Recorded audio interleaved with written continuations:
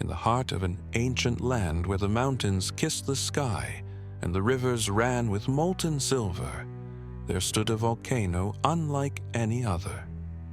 It did not spew red fire or black smoke, nor did its eruptions bring destruction and ruin.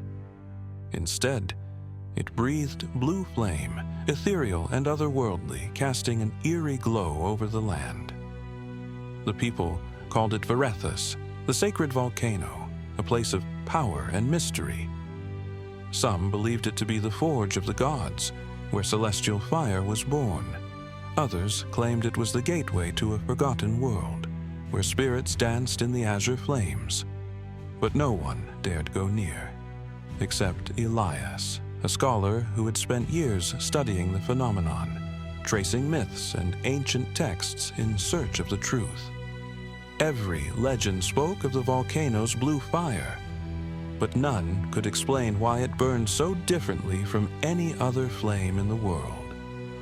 And so, on the night of the celestial alignment, as the three moons hung in perfect harmony across the sky, Elias climbed towards Varethus. The air grew thick with energy as he ascended, the ground warm beneath his feet.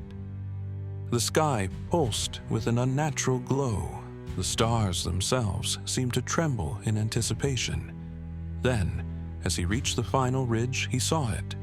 The blue fire rose from the heart of the volcano, not as wild destruction, but as something alive, a dance of ghostly flames swirling in hypnotic patterns.